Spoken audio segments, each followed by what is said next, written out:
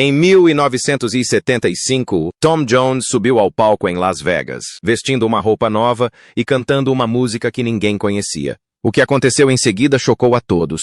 A plateia começou a vaiar. Pessoas atiraram bebidas. Algumas até saíram do local. A segurança teve que escoltá-lo para fora enquanto a multidão enfurecida gritava: "Volte para casa!" Tom ficou tão chateado que não se apresentou por 6 meses depois disso. Mas a pior parte: o verdadeiro motivo pelo qual o odiavam não era o seu canto. Era algo muito mais sombrio que ele manteve em segredo por 48 anos. Tom Jones nasceu em 7 de junho de 1940, em uma pequena cidade chamada Treforest, perto de Pontypridd, no sul do país de Gales. Seu pai trabalhava em minas de carvão, como muitos homens da comunidade, e sua mãe cuidava da casa. A vida era difícil, mas unida. A música fazia parte da cultura. E mesmo quando menino, Tom parecia carregar esse espírito em sua voz. Seu pai um dia esperou que ele seguisse seus passos e trabalhasse nas minas. Mas o futuro de Tom seria bem diferente. Aos 12 anos, tudo mudou. Tom contraiu tuberculose, uma doença grave na época. Ele teve que passar 2 anos na cama, sem poder sair de casa ou viver como uma criança normal. Mais tarde, ele disse que foi o pior período de sua vida. Mas naquele quarto solitário, algo mais começou a crescer. Seu amor pela música. Sem muito mais o que fazer, ele ouvia a rádio dia após dia. Ele ouviu canções de artistas americanos de blues e rock and roll, como Little Richard e Elvis Presley. O som deles o cativou. Ele começou a sentir o tipo de música que um dia cantaria. Quando finalmente voltou para a escola, Tom não estava muito interessado nas aulas ou nos esportes, mas já se destacava por outro motivo: sua voz. Nas assembleias, ele cantava tão alto e com tanta paixão que os professores tinham que pedir para ele falar mais baixo.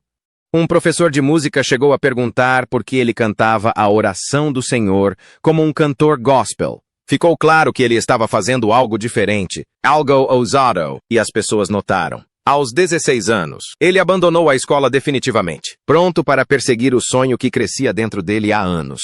Tom Jones casou-se com sua namorada do ensino médio, Linda Trenchard, em março de 1957. Ambos tinham apenas 16 anos e já esperavam seu filho, Mark. Mas a história de amor deles começou muito antes disso. Tom conheceu Linda quando ambos tinham apenas 8 anos de idade e se apaixonou imediatamente. Ele a cortejou por anos até que ela finalmente concordou em sair com ele aos 15 anos. O casamento deles durou quase 6 décadas, até a morte de Linda em 2016. Ela tinha 75 anos e havia lutado contra o câncer 3 vezes. Apesar de tudo, eles permaneceram juntos. Mesmo assim, Tom admitiu abertamente ter sido infiel durante sua ascensão à fama.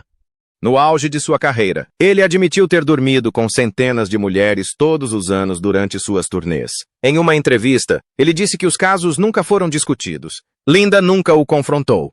"Ela adora ser casada comigo, e eu adoro ser casado com ela", disse ele. A jornada de Tom na música começou em 1963, quando ele se tornou o vocalista principal de um grupo galês de beat chamado Tommy Scott and the Senators. Ele recebeu a proposta depois que o vocalista original da banda saiu e eles precisavam de um novo integrante.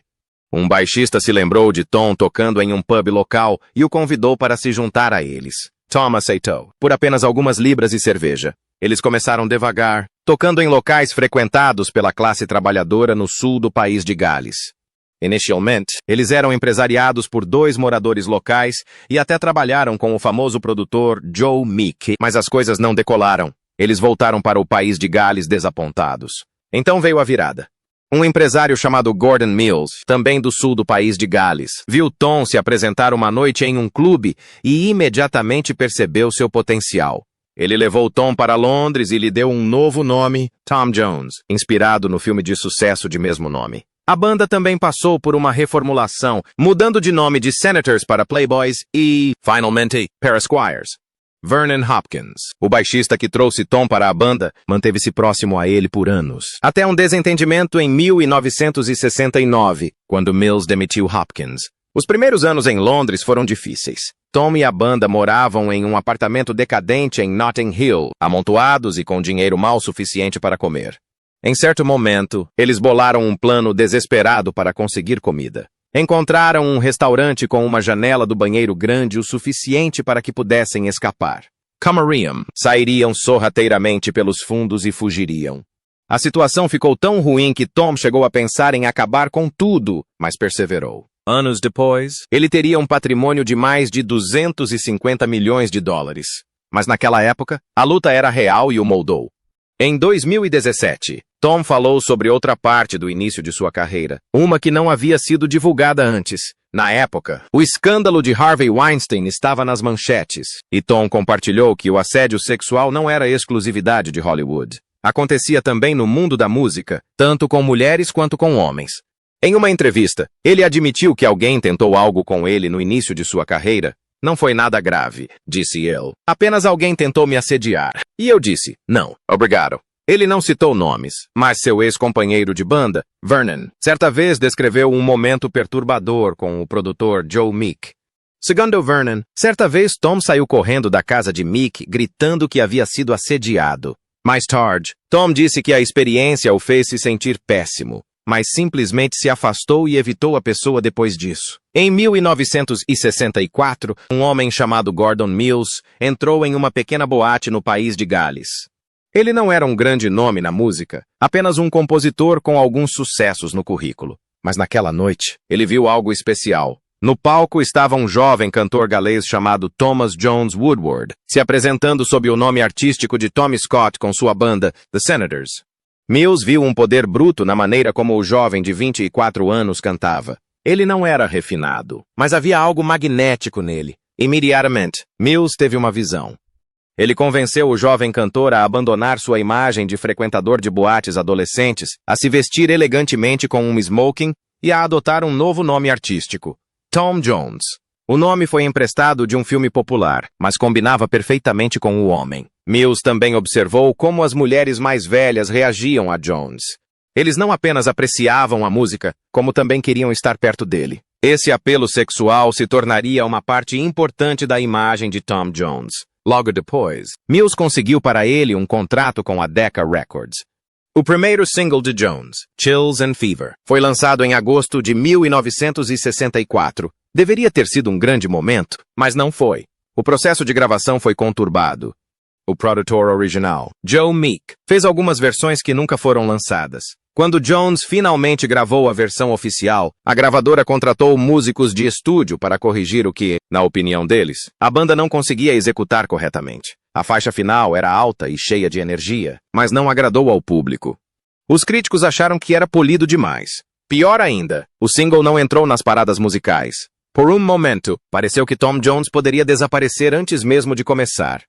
Mas então veio It's Not Unusual. Esse segundo single mudou tudo. A música, escrita por Mills e Les Reed, nem era para ele inicialmente. A música foi oferecida a Sandy Shaw, uma estrela em ascensão na época, mas ela acreditou no talento de Jones e deu a ele a chance de gravá-la. Era ousada, descarada e cativante. A BBC se recusou a tocá-la. Eles achavam que a voz de Jones era sensual demais, mas uma rádio pirata, a Radio Caroline, tocou a música sem parar. Essa exposição arriscada deu certo. A música explodiu. Em março de 1965, apenas um mês após o lançamento, It's Not Unusual alcançou o primeiro lugar no Reino Unido. Quando chegou aos Estados Unidos em abril, subiu para o 10º lugar na parada da Billboard. De repente, Tom Jones não era apenas um cantor galês de smoking, ele era uma sensação mundial. Surfando na onda, Mills rapidamente o trouxe de volta ao estúdio. Eles lançaram seu primeiro álbum, Along Came Jones, em junho de 1965. O álbum misturava covers com seu grande sucesso e alcançou o 11º lugar no Reino Unido.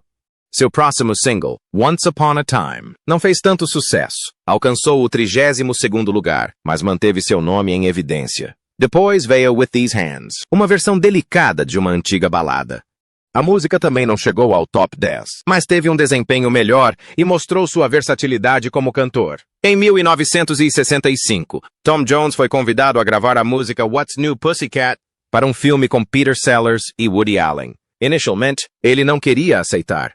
Ele achou a música estranha e que não era bem o seu estilo. Jones queria cantar música soul como Wilson Pickett ou Otis Redding, não uma canção pop excêntrica. Ele chegou a dizer, meu Deus, por que diabos eles querem que eu cante isso? Mas Burt Bacharach, o famoso compositor, queria muito que Jones a cantasse. Ele disse, Preciso de uma voz potente para essa música maluca. É um filme maluco e preciso de uma voz com autoridade. No film. Jones concordou. Ao gravá-la, ele deu tudo de si. Sua voz poderosa transformou aquela canção peculiar em um grande sucesso. Ela alcançou o 3º lugar na parada da Billboard e permaneceu lá por 12 semanas. O público adorou, e a música se tornou uma de suas marcas registradas. Naquele mesmo ano, Jones teve outra grande oportunidade. Foi convidado para cantar a música tema do novo filme de James Bond, Thunderball. Inicialmente, não era para ter acontecido dessa forma. Os produtores já haviam escolhido outra música chamada Mr. Kiss Kiss, Bang Bang, e 2 cantores já a tinham gravado. Mas o estúdio insistiu que a música deveria incluir a palavra Thunderball, então eles tiveram que compor uma nova rapidamente. Jones gravou a música sob pressão e, durante a tomada final, cantou uma nota aguda e longa com tanta força que disse que quase desmaiou. Fechei os olhos e sustentei as notas por tanto tempo. Quando os abri, a sala estava girando, disse ele mais tarde. A canção tornou-se outro sucesso e, juntamente com What's New Pussycat e It's Not Unusual, ajudou-o a destacar-se na invasão britânica. Enquanto muitos artistas britânicos ganhavam popularidade nos Estados Unidos, a voz forte e profunda de Jones conferia-lhe um lugar único no meio da multidão. Em 1966, a sua crescente fama levou a uma grande vitória. Ele recebeu o Grammy de Melhor Artista Revelação. Isso foi muito importante. Significava que ele não era apenas mais um cantor pop surfando na onda do momento. Ele tinha talento de verdade e agora também era reconhecido na América. Nessa época, Jones já havia provado que conseguia lidar com diversos estilos, do pop a temas de filmes e rhythm and blues. Seu empresário, Gordon Mills, queria que ele fosse mais do que uma estrela extravagante. Ele estava planejando a longo prazo, e o Grammy ajudou a abrir ainda mais portas, especialmente nos Estados Unidos, onde Jones logo começaria a se apresentar em Las Vegas. Mas nem todos gostavam de sua imagem sensual. Algumas pessoas achavam suas performances muito ousadas, principalmente quando mulheres na plateia jogavam roupas íntimas no palco. Seu empresário sabia que, se Jones quisesse uma carreira duradoura, precisaria mudar aquela imagem. Então, em 1966, eles tentaram algo novo. Jones gravou uma canção country mais suave e emotiva chamada Green Grass of Home. A música mostrou um lado diferente dele, mais sincero, mais sério. Foi um grande sucesso, alcançando o 1º lugar no Reino Unido e o trazendo de volta às paradas americanas também. 2 anos depois, ele lançou Delilah, outra canção dramática com uma história sombria.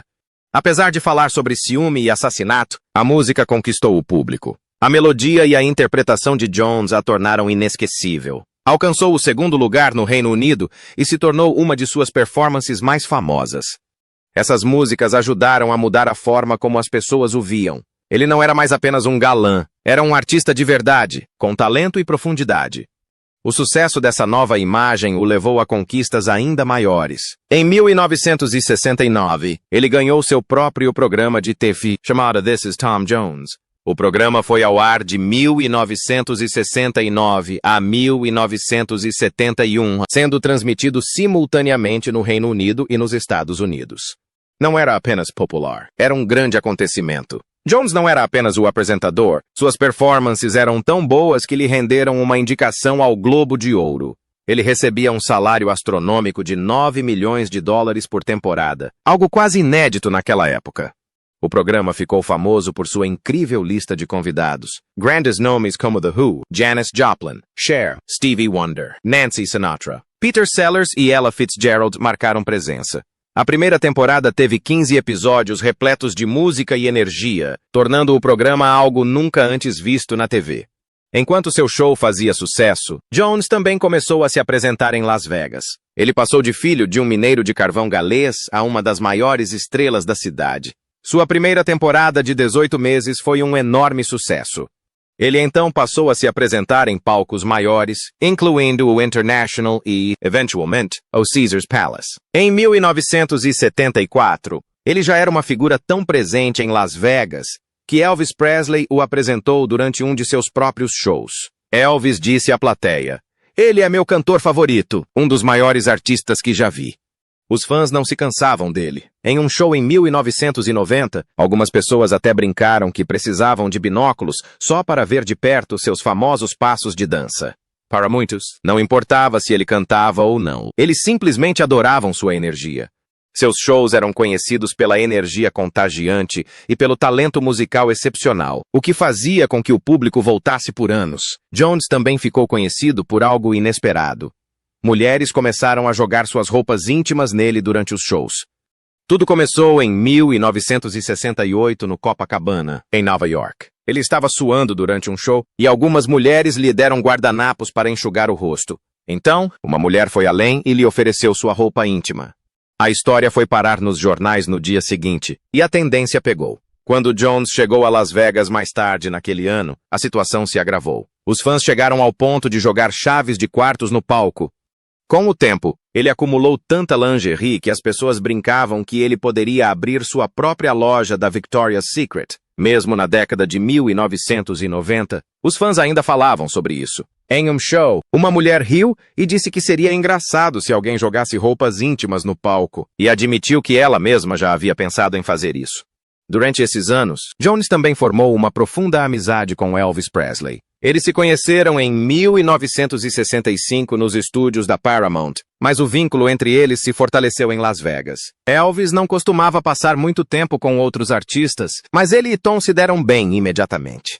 Eles costumavam passar tempo juntos, conversar sobre música e, às vezes, ficavam acordados a noite toda tocando violão e cantando juntos em particular.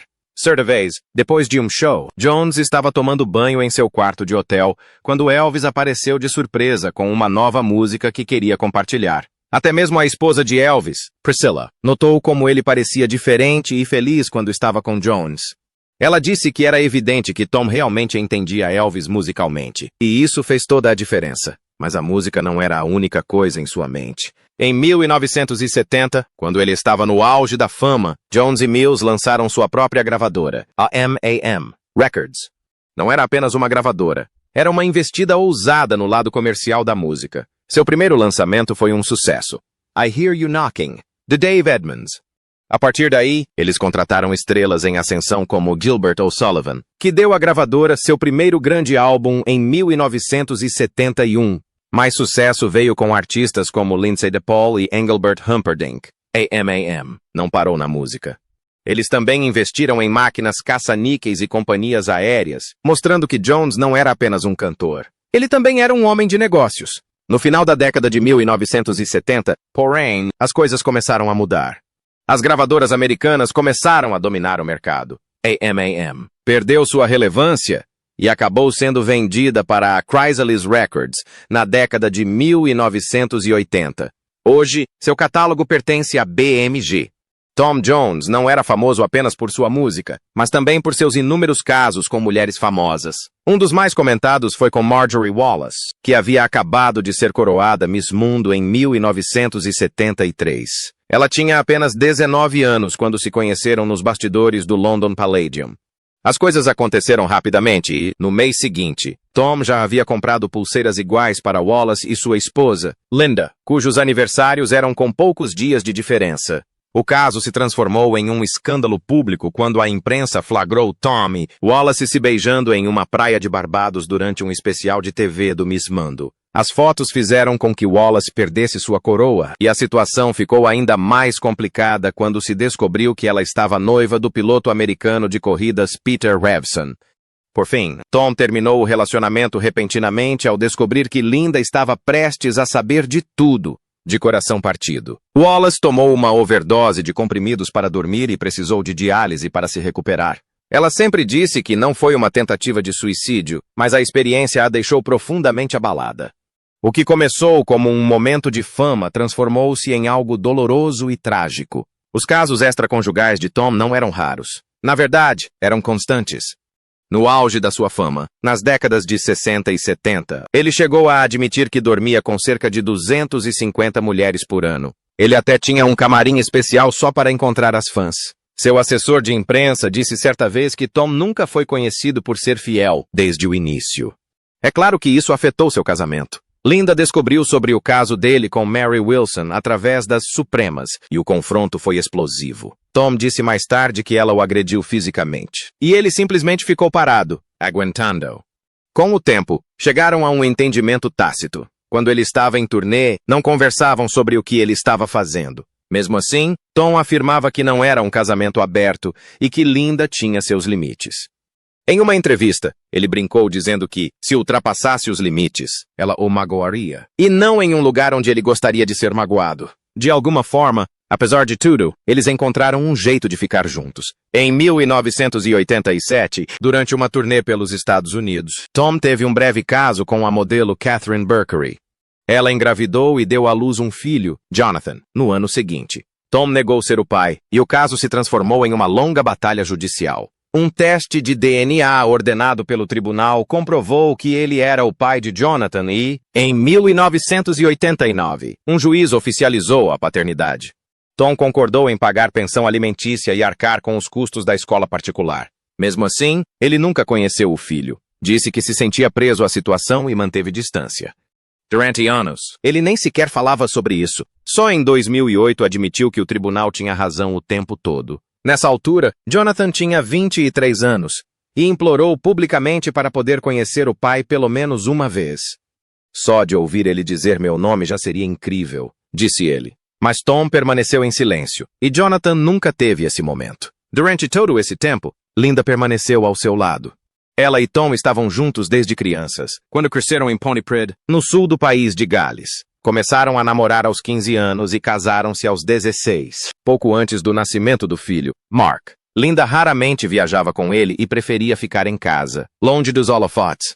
Ela aguentava muita coisa, e Tom nunca fingiu o contrário. Ele costumava dizer que ela era o amor da sua vida, a única pessoa que sempre o mantinha com os pés no chão. Certa vez, ela lhe disse, casei com Thomas Woodward, então não tente bancar o Tom Jones comigo.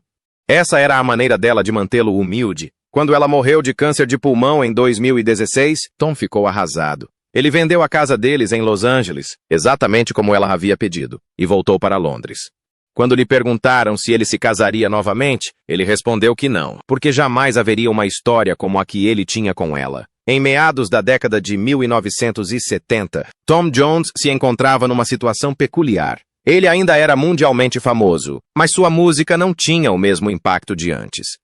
Em 1977, ele teve um sucesso surpreendente nas paradas country dos EUA com Say You'll Stay Until Tomorrow. A música alcançou o primeiro lugar por uma semana em fevereiro e chegou ao 15º lugar nas paradas pop.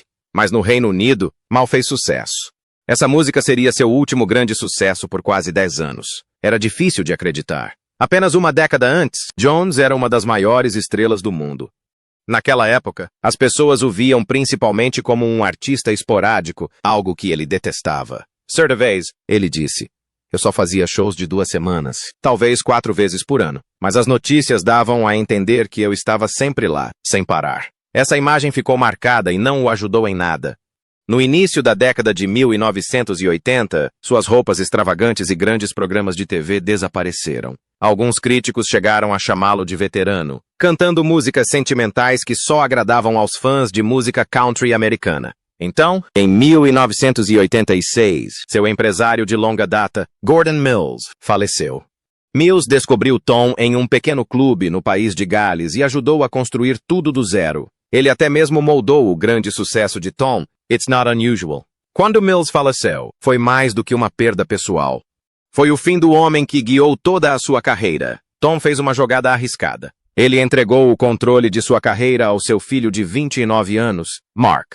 A maioria das pessoas do ramo achava que era uma péssima ideia. Mark tinha pouca experiência, mas enxergou o problema claramente. O visual e o estilo do pai dele tinham virado motivo de piada. O que tivemos que fazer foi simplificar tudo, disse Mark mais tarde. Então eles fizeram uma grande aposta. Cancelaram os shows fixos em Las Vegas que garantiam a entrada de dinheiro há anos. Eles optaram pela reinvenção em vez da segurança. Essa decisão valeu a pena. Em 1988, um grupo britânico de música eletrônica chamado Art of Noise viu Tom apresentar uma performance de Kiss, do Prince, na TV. A versão dele era crua, ousada e cheia de energia. Eles entraram em contato e perguntaram se ele queria gravá-la com eles. O resultado foi uma releitura funky e selvagem da música. Quando foi lançada em outubro, foi um sucesso estrondoso. A música alcançou o 5º lugar no Reino Unido, superando até mesmo a versão original de Prince por lá, e chegou ao topo das paradas na Espanha e na Nova Zelândia. O videoclip, com o novo visual e som de Tom, ganhou um prêmio da MTV. Fãs jovens que nunca o tinham visto no auge de sua carreira de repente prestaram atenção. Mark disse mais tarde que o Kiss fez foi eliminar qualquer dúvida sobre Tom Jones. Ou você entendia ou não entendia. Para um cantor de 48 anos que havia sido deixado de lado pelo mundo pop, foi um retorno triunfal. Mais do que isso, mostrou que ele ainda podia surpreender as pessoas. Em 1993, Tom Jones surpreendeu a todos ao assinar com a Interscope Records. Aos 54 anos, quando muitos de seus contemporâneos estavam desaparecendo dos holofotes, ele lançou um novo e ousado álbum chamado The Lead and How to Swing It. O primeiro single, If I Only Knew, alcançou o 11º lugar nas paradas do Reino Unido. Não foi apenas um sucesso, foi uma declaração. Quando Jones apresentou a música no MTV Europe Music Awards de 1994, ele não era apenas um convidado da velha guarda. Ele era o apresentador, conquistando uma plateia muito mais jovem do que seus fãs originais. O próprio álbum foi uma surpresa. Jones colaborou com artistas como Teddy Riley, Flood e Jeff Lynne, misturando a potência do som clássico com a sonoridade moderna. Ele lançou o álbum com um show no House of Blues, deixando de lado o glamour de Las Vegas para dar destaque à sua voz e energia. Alguns críticos acharam que a produção se esforçou demais para soar contemporânea, mas a maioria concordou. Jones ainda sabia como entreter. Ele transitava com facilidade entre suas músicas novas e clássicos como It's Not Unusual. Então veio Reload em 1999. Isso foi mais do que um retorno, foi um fenômeno. O álbum alcançou o 1º lugar no Reino Unido, não uma, mas 2 vezes. Em 1999 e novamente em 2000. Vendeu mais de 4 milhões de cópias em todo o mundo, com 5 singles no Top 40 do Reino Unido. O que tornou o álbum especial foi o formato. 15 duetos com artistas de todos os cantos do mundo da música. Jones cantou com Robbie Williams, Van Morrison, Stereophonics e muitos outros. Cada dueto foi gravado no ambiente de conforto do outro artista, dando ao álbum um som fresco e autêntico. O maior sucesso foi Sex Bomb, uma faixa energética com o produtor Mousse T. Ela alcançou o 3º lugar no Reino Unido e até apareceu em um episódio de Os Simpsons. Reload não apenas trouxe Jones de volta, como o tornou popular novamente. Ele não era apenas uma lenda, era novamente um criador de sucessos com discos de platina em 10 países. Enquanto tudo isso acontecia, Jones também demonstrava seu senso de humor. Em 1996, fez uma participação especial como ele mesmo na irreverente comédia de ficção científica de Tim Burton, Marte Ataca. No filme, alienígenas atacam durante sua apresentação e ele, de alguma forma, sobrevive ao caos, chegando até a pilotar um avião para ajudar os outros a escapar. O papel era divertido e exagerado, mas também inteligente. Zombava de sua imagem mais vaga, ao mesmo tempo que lembrava às pessoas o quão icônico ele realmente era. Rodeado por estrelas como Jack Nicholson, Glenn Close e Danny DeVito, Jones se destacou e chamou a atenção da crítica. Mesmo aos 60 anos, Jones não havia parado de evoluir. Em 2006, apenas algumas semanas depois de ser condecorado cavaleiro pela Rainha Elizabeth II, ele se uniu ao produtor de música eletrônica Chicane para a canção Stoned in Love. A música entrou nas paradas do Reino Unido na posição 42, subiu para a 8ª posição na 2ª semana e alcançou o pico na 7ª posição. Foi mais uma jogada inesperada e mais um sucesso. Chicane estava procurando por um cantor que conseguisse atingir notas altas potentes sem falsete. Ele considerou vários vocalistas galeses, mas escolheu Jones. Sua performance foi diferente, suave e sutil nos versos, explosiva no refrão. Algumas pessoas nem reconheceram sua voz de imediato, mas Jones soube que a música era forte no momento em que a ouviu. Ele a chamou de uma canção de verdade, não apenas moderna, mas bem escrita e autêntica. Ele promoveu o álbum com aparições ao vivo na TV, incluindo programas como Top of the Pops e Friday Night with Jonathan Ross, provando mais uma vez que não estava apenas sobrevivendo às décadas, mas prosperando nelas.